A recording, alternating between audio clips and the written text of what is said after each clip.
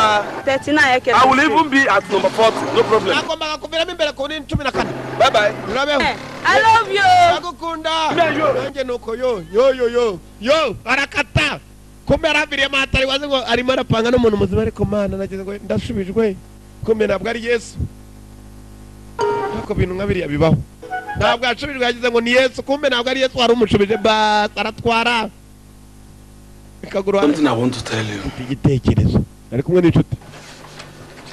I want to marry another wife. Shaka gushaka undi mugore. Another wife. Ni mugore cyane. Ibitekerezo. Sure. Ndeko yicaye hano na kadomora ku ruhande. Kadomora ni uri mu ntebe.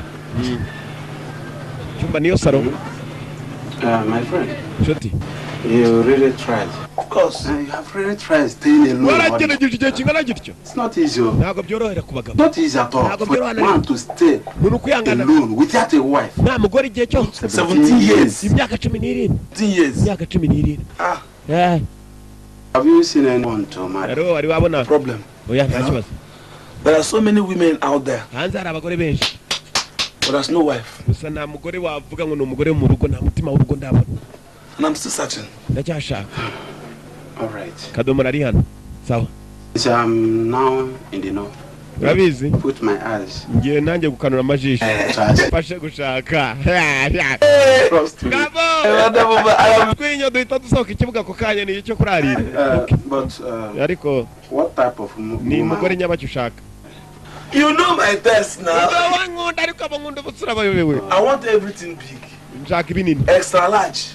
Extra large. Down to the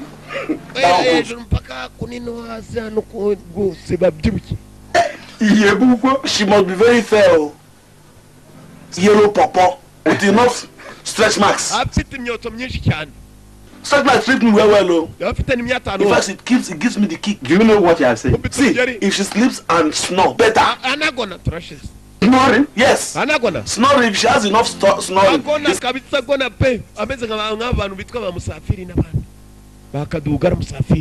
Yes.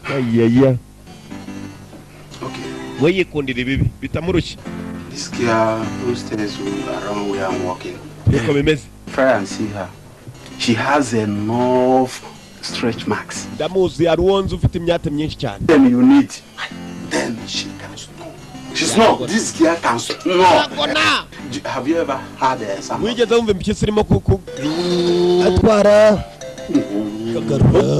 You have slept with her. How do you know she's not?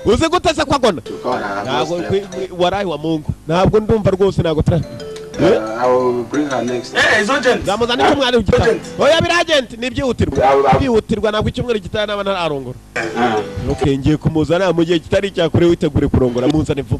After promising to bring the care of that. Provide something first. Get something. I'll make sure that I try my best. What's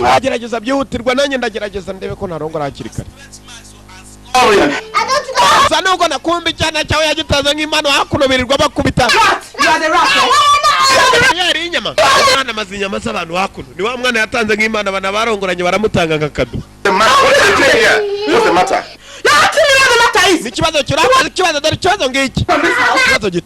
Come here. What did you do this time? Did I just finish cooking and the next minute the whole meat in the soup pot is Yes, took away the meat. You ask me as if you don't know the type of rice we tell in this house. I have explained to madam. This one. There were 4 rice. The last one was carrying a big basket. And he started bringing out the meat one after the other and passes it to the second one. The second one passes it to the third one. The third one passes it to the fourth one. Liar, fake commentator, or a thief.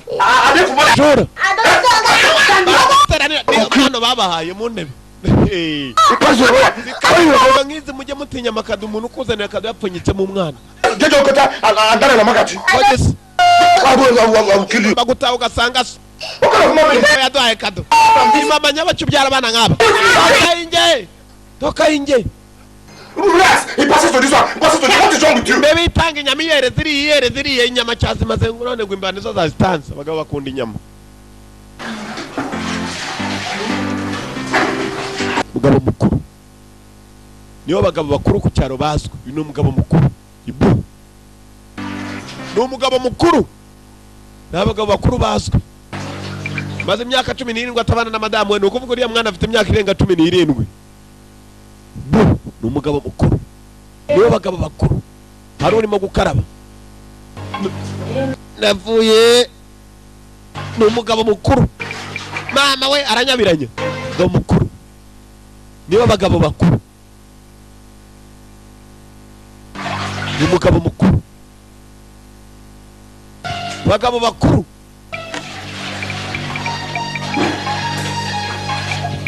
Niwe mugabo. Yeah. Ni umugabo mukuru. Hey.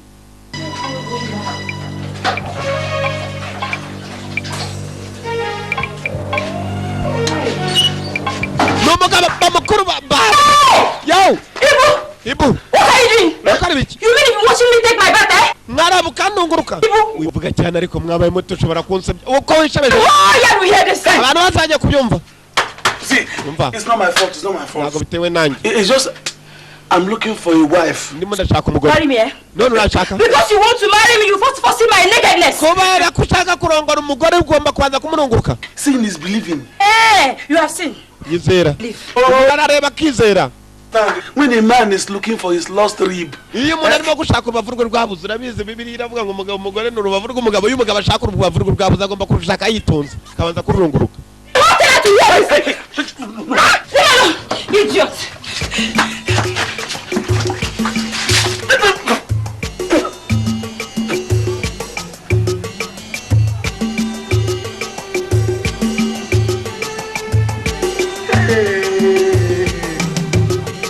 Bas, go.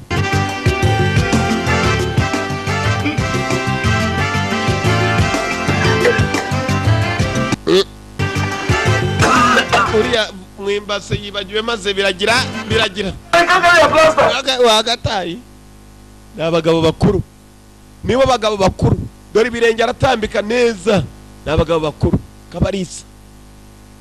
N'abagabo bakuru. Niwe mugabo mukuru. N'abagabo we inabazwe mu giturage hose abanyacyaro bose baramuzi. N'umugabo mukuru. Kumbe dore handi yatanze umwana nk'imfashanyo.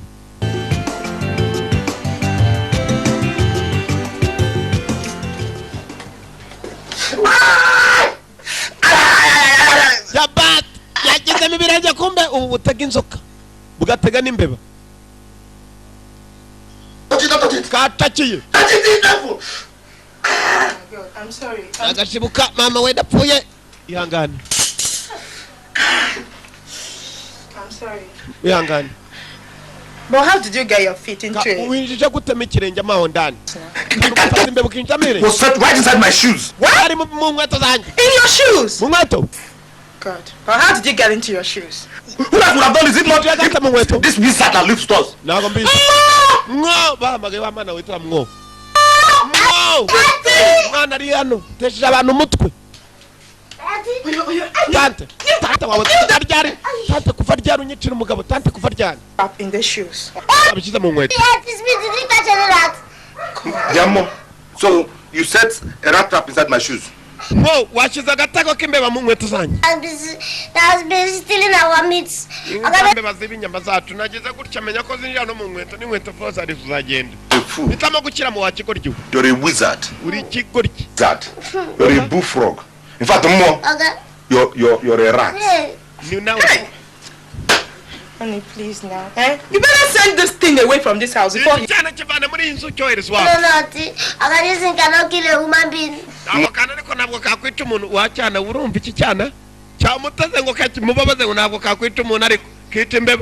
please now.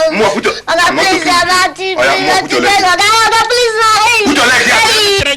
Put me, but they cannot kill me. I don't want to kill you. Put your leg there. Aga, this is not meant for me. But it's meant for me, Abi. Are you sure this girl is beautiful like the way you describe her? Are you sure with stretch marks or Ibu? My mouth is not even enough to describe her beauty. Ntabwo rwose mfite n'uburyo nagusobanurira mu bwiza bw'uriya mudamu. Ni mwiza cyane. Her compound milk, bottom. Uburyo utayeme byonyine ni ibintu bitoroshye. Why is she not here? Don't worry. Ntabwo ari hano, araza ryari, araza kuza we nugira ikibazo. She will want to come late so that you can feel her importance. Mukanya gataraza kuba ari hano nawe uraza kumwiyumva muramureba ubyiyumvamo. Ugomba kumushaka. The dead one or the one you are yet to see? My fiance. You are still not correct. Ndashaka kubona fiance wanjye. Who is your fiance? Ni fiance wawe. But you have not met before. Uyu mutaranahura ngo ni fiance wawe. Okay, it's true. It's true. Uvuze ukuri. Bas. Washaka guha imyate umugore mwiza. Dibari. Bas. Umuntu ureba utwana turira natwo tugaceceka bas. Listen. Hope. Ni Ibu you knew. Bas. So let's go inside. Let me go and look for something for you to drink. Don't you worry. I'm in a hurry. I'll come on Sunday to see you. Ntugire ikibazo. Uzandihuta zagaruka ku cyumweru tuborane. And take something. Bas. Send me to somewhere. Naro twagombaga guhura. Ndaza ariko vuba nzagaruka. Bas. So you come back on Sunday. Ku cyumweru uzagaruka. Bas. Uzagaruka. Bas. Bas. Let us go and Meriches. you go. Bas. Washaka guha imyate bas. We wiroba. Let us go and Werekeza umuntu. Bas.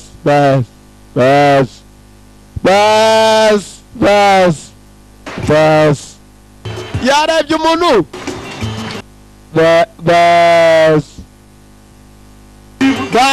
Ibu. Barasaze ngoro tugende duherekeza umuntu se ugiye kurongora muri iminsi. Tugende turi nagushakiye. Bas.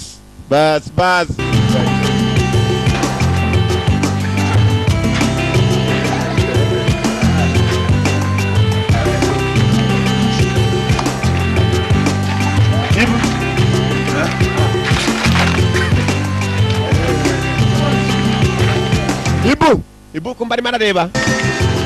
Bas. Ntakibazo tujya tugirega yaraza akagenda. Nta kibazo kijya. I trust you. Mu byukuri. Ya Ibu ahura ashaka umugore buri munsi. Yageza no afite indwara idasanzwe. Igicuri. Aravurura. Hey! Mama we. Wewe ndaga kunkingira nawe mwijyanire. Uragaruka umutawe. Ntabwo nyimushaka. Marry her today. Ngomba kunkingira ngo nawe uyu munsi. Igicuri. Kubera ubwoba cyarayobye ikigabo kirenga niwacu mu rugo. Umugabo yarenze ku rugo nawe arirukanga atareba hajya. Bate kuri kiwambazi bas. Nawe arakata mama we nazi nawe yerekera. Umuntu ngo igicuri bareba. Ibu. Zamagara Ibu. Ibu yaratangiye. Umudamu ni iryankurye. Mwitondera abantu mutazi. Niyo mpamvu umuntu najya kugira agomba kubanza agaperereza. Ese umuntu ameze gute? Nta ndwara afite idasanzwe. Please. Ese neza cya gipeti bakizanye mu rugo mu modoka muri aho. Yageze ko kivuye i Burayi. Kombe n'ibibazo bikizanye cyategaga abantu tunuza dufata imbeba. Thank you so much for the present. Sit down in your house. Mwana gume wabo. Se mu gihe kitari cyakuragaruka vuba. None se banya kwa muzagaruka ryari? Bamwe ne wabaye muniga. Uncle, this is not alright. Uncle, the papa kuva dari reka nkurikira. Follow me to where? Uja. Your house. Wow. Oh, sit down in your house. Ari wanyu. Am I your father? Go sit down in your house. So, cara hari wanyu. I'm not even your uncle if you don't know. Nicyo nawe ni utanabizi. Mudamu waruze ngo kivuye muri Amerika wacyana we dore uko gisa. Ngo ni ikinika nje yarya nkuzi. Urabona ko nani bavumbuye kuri uwa nakijana bahita bakuyakana. Yaraze ngo ni ikinika kivuye muri Amerika. Yes, cyagombaga kwicara kigatugereza papa wacu. Hano bahora n'ibibazo gusa. Muzatunga nawe ryari cye. Papa nawe uhari. Papa yendaga kuzana undi mugore yaraze ngo yatanze umwana nk'impano. Katore yaraze ngo ni kado yatanze.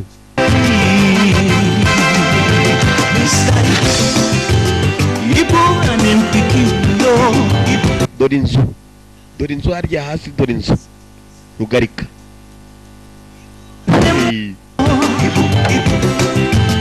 They are very funny, yo. Ibu and Mpiki, yo. Like a papa, like a Piki. Ibu. Nibwo buzima bw'isi. Niyo life. That's life. Ubuzima bw'iduniya.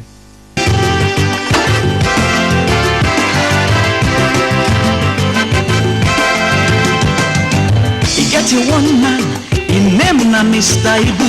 Him get you one pikin, in name na MWO. The two of them, they're very wonderful. In short, Hannah. Babiri nagatangaza umwana nijoro yaragiye araryama yiciriye mu idirishya. Papa nabizi ko umwana hari nibwo agitawe yitagira igicuku. Yaje. I don't wonder, so can I come surrender. I never see this kind of people before. Everybody wonder, so can come surrender. People and don't cause confusion. Mr. Ibu,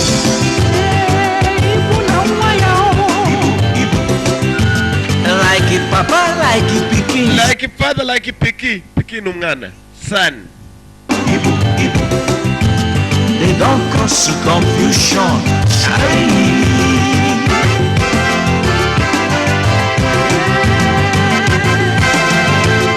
Nubwo akiza niba ufite n'urufunguzo rwo mu rugo, amabido, agatebe, mabase, imbegeti, amagorofani, amabati, n'urugi na nyirabyo. I never see this kind of pikin before. Every day by day, now so them go the water. Father and son, they do like okay and mapusu. These two people, they're funny, you go laugh. Oh, you Mr. Ibu and Mpiki, yo. Naramenya ko mu nzu hari uwajemo yasinze bihagije. Bas. Them funny no be small. Ibu and Mpiki, yo. Like a papa, like a Piki. Ibu and MWO. Ibu na MWO. Go laugh no be small. Kumbe nyuma kiragona.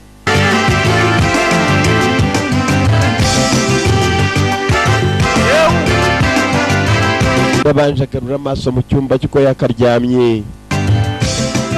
Mwana arahindukira mukozaho udutoki.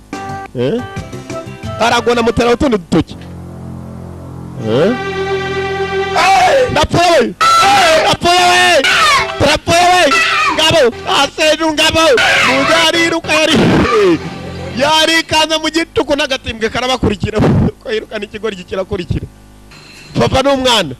Bakiriwe ku nganze, wese ku nganze. Uri ikintu nyabaki, wose uri ikintu nyabaki. Nakuri papa nyabaki, umwana akagarura. Uranganze nanjye uranganze. Bavuye mu buriri bashyushye. Natangaje. Nikaduga neza nagahunguke.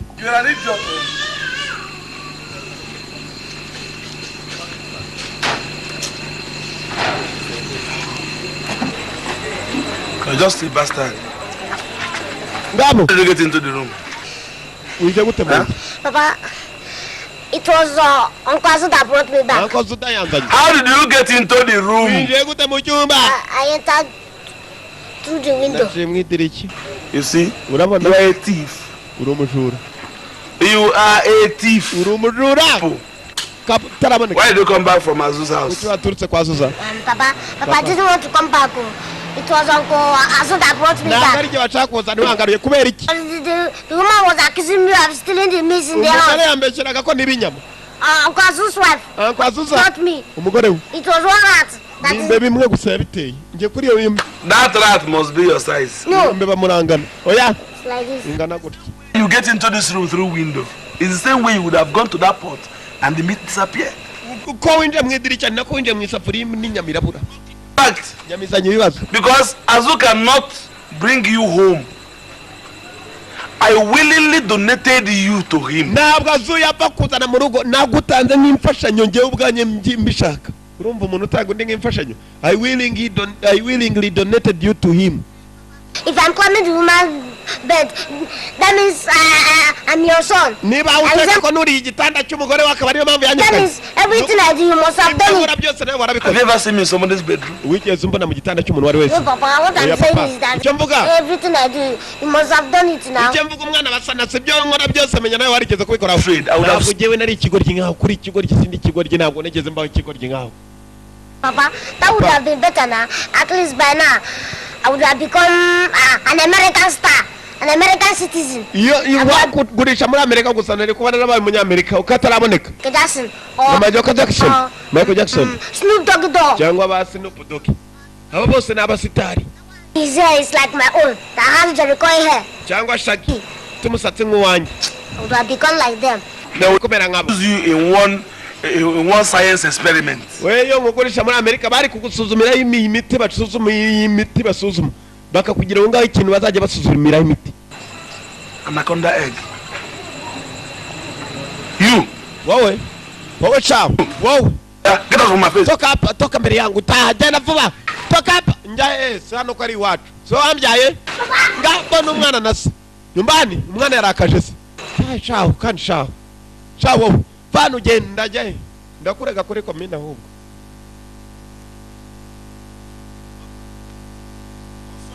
I will pick you up. Kongera gukora ikosa rimwe uri umupfu.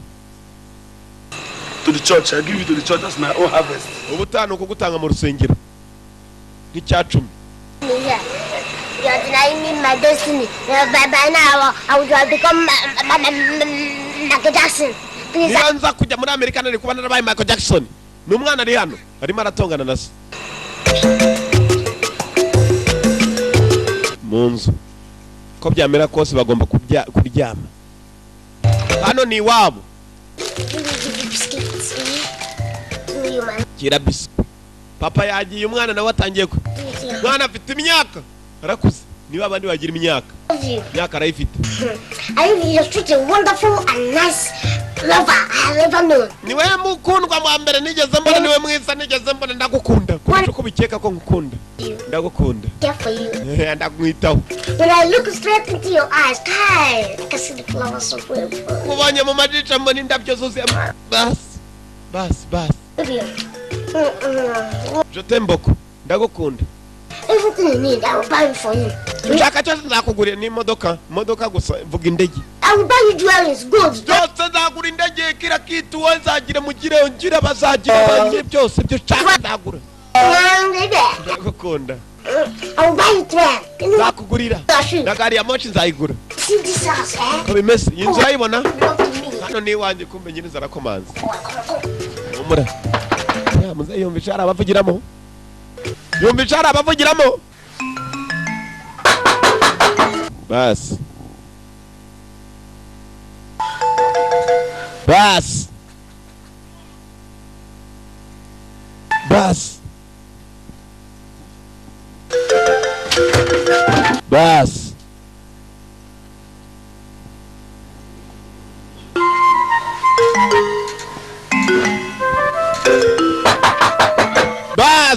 Papa umwana yaje.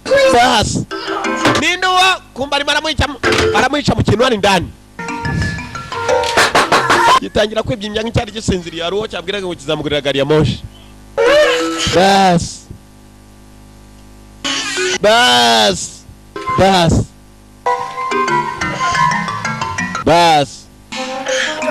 Papa. Wiriwe. Why are you home by this time of day? Kuki ugarutse kare?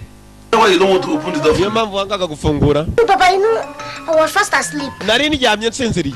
Who was talking with you? Ninde mwavuganaga? Oh, maybe it's me. When Nivugisha. I sleep, I talk. Iyo nsinziriye ndavuga. I dreamt we are our street. We are playing a match with the other street. Natekerezaga Was the dukina. commentator. Turimo gukina umupira na wa muhanda wa haruguru. Ni njyewe wari umuvugizi w'umupira. Nari nabaye kazungu. I want to take something. Yes, Papa. No, Papa. Do you know that a big snake came into this compound? Uvuka muri inzu y'injame cyaka kinini? Wendaga gushakisha umuntu uri muri iyi. Where is it? Have you killed it? Iyo nzoka iri. Wayice? Ntabwo nayice yinjemo hano indani nyireba. Muri iki kinuza hano. Yinjemo muri imbegeti ndeba. What snake inside here? Irimo indani hano. Kumbe harimo umuntu yabitsemo. N'imyenda. Igisore hanze. Ntugifungure iyo nzoka idacika.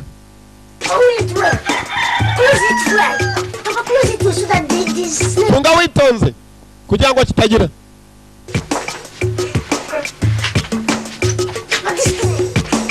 Gira.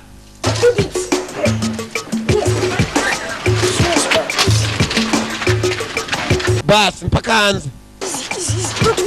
Buhara ushobora kugira amazi ugafungura kikagira. Mwana kumba arimo arapfundikirana Rwanda nacyo papa aramutse abonye ibirimo. Nibwo yamenya ko iki cyana gikuze. Ugahita cyohereza hanze y'urugo. Bas. Tonde papa uri murayirika cyane ishobora kuviramo aho ngaho. Tonde irika werekeza hakuno. Hamwe hari umwenge niwe kibanza. Kigahisha. Yamunze ushaka icyo kwikubitisha. Don't allow to escape. Ntuyemerere gucike. Not allow to escape. Gira yinjiye mu nzu gira cyangwa batugirege nawe nakubeshyaga ko inzari yanjye atari yanjye ntabwo izi yariye ukobwa yaratangiye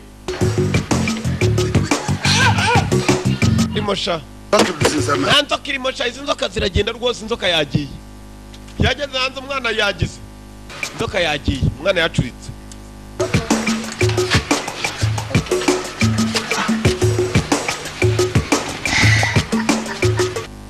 bakoze mana ngabo kume muze udufaranga maze iminsi agira yarageze hakuna agomba kugura ishipana. Why are you talking? Sibyo urimo kugura muze panaro rayizi zingizi panaro razizi wowe nizo panaro Man, no waste your time on my own time, eh? niyo panaro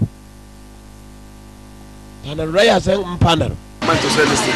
I don't want to say, look, do you know that we are? aya nyuma nangaye I will just add 13 naira to make it 150. ndakongeraho igihumbi kugira ngo njyane To sell it. muze ntabwo uzicugura abakene barabahenda umugabo amaze kutari bugure maze akakubwira ibiciro bihanitse umanuraho gato agahita kwaka amafaranga.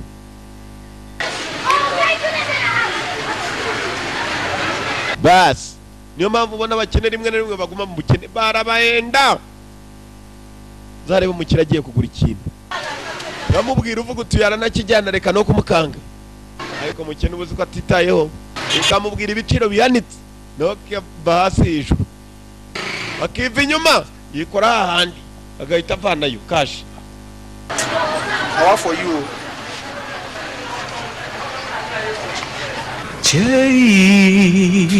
Bas waguze ipantaro nshya se nawe nkuko bizi rwose abantu waguze ipantaro nshya. Bas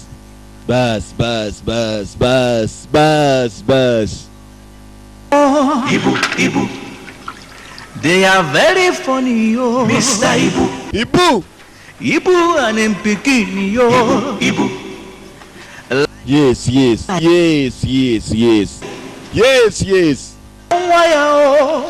Ibu. Dore ikirenge ugatwa n'ikirenge.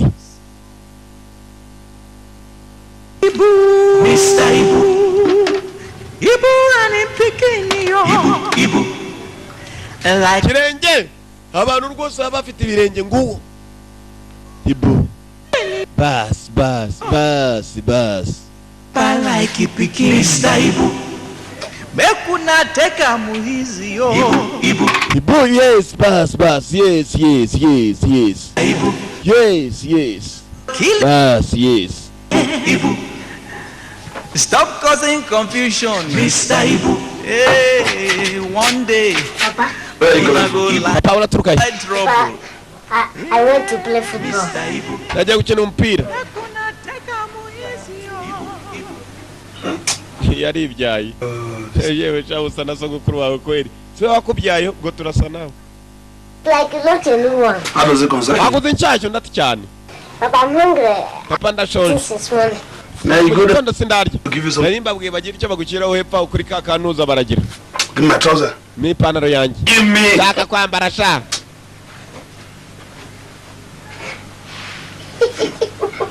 cyarase ni icyana So I Take it. what to do. You can't wear it like Uri murakora this. You So wash and wear. Wash and wear. Fura wambare. People will laugh at you. Bantu baraguseka. Wash and wear. Fura wambare. Wash and wear. Na baraseka. Papa. Small good. Papa. Please wash and wear. Fura ubone kwambara. Fura You nambara. made a good point. Yes, Papa. Kuva avuka mwana wanjye uvuza ingingo.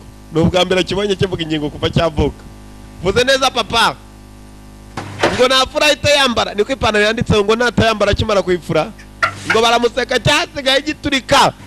Ndamukoze. Ndamuyetima ngabo. Ngubo. Ngo yari kuba yarabaye Michael Jackson. Yaza kujya muri Amerika se yaramugurishije. Bas. Yes.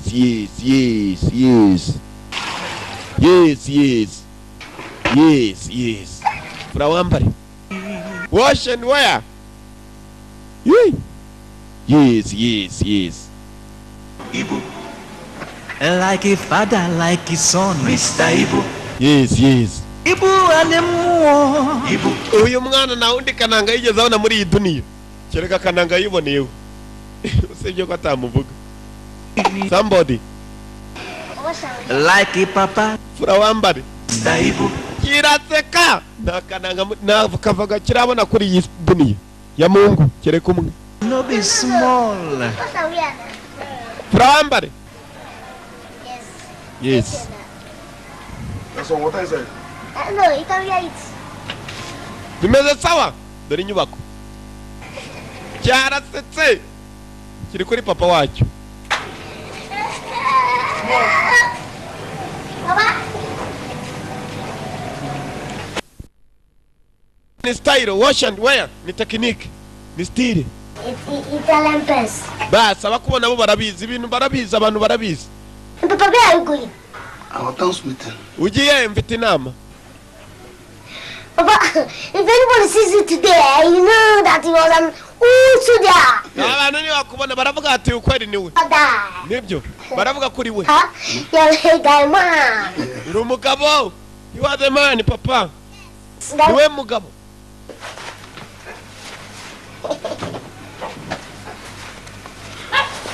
Push him go inside. Yes, do it well. Oh, Papa, you're very sweet now. Yes, do it well. Yes, pass. Yes. Nana sentire yes. Yes. Kamambira kuramiza avuye kogera amashyiramo izindi nziza za style. Yes. Abo ni bakaduga bakiva mu cyaro. Yes. If you like. Yes, agiye kureba wabaye boss we wa mbere Tony. Yes.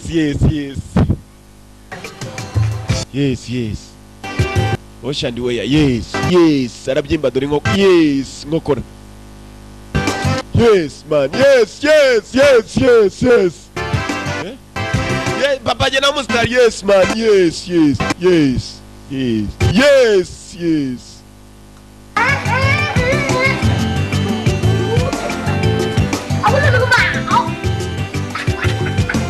Hey, uyu ni umwana we.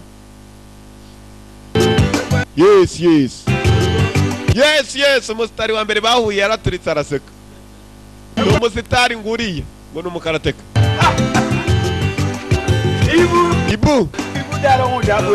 Ibu darabudanu kiravuga ikiwabo. Thank you. I'm going to our town's meeting. Nje mu nama yo mugi. Ibu. Ognuka. What is this? Minute.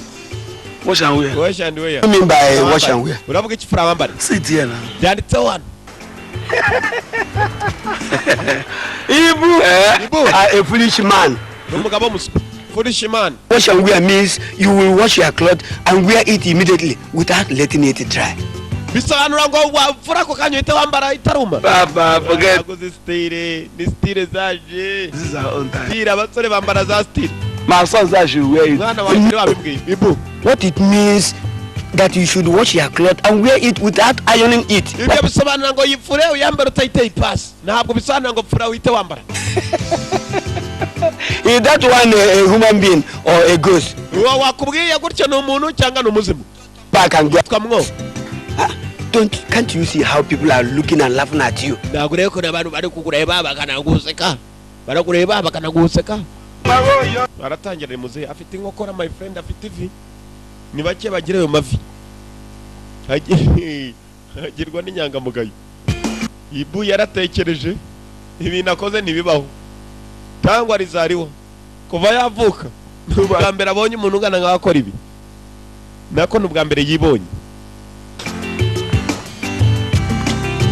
Let me just go quickly.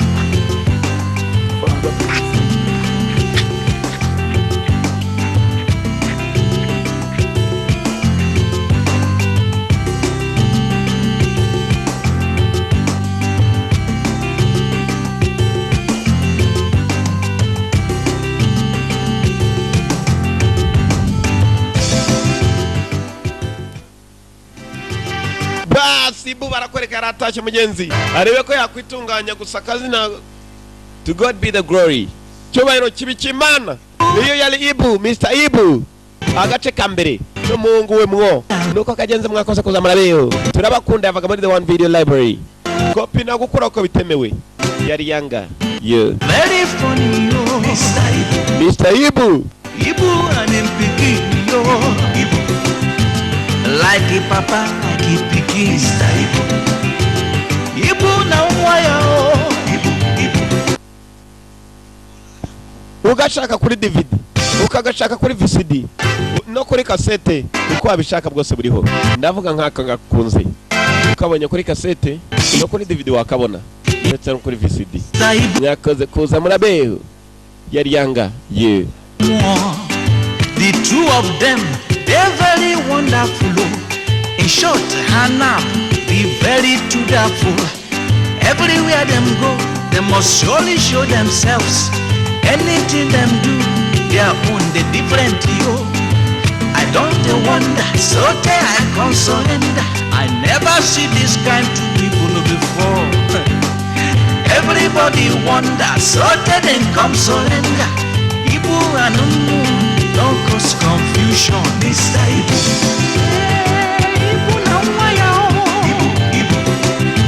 Like a papa, like a pikin. Mr. Ibu. Ibu na MWO. Ibu. They don't cause confusion.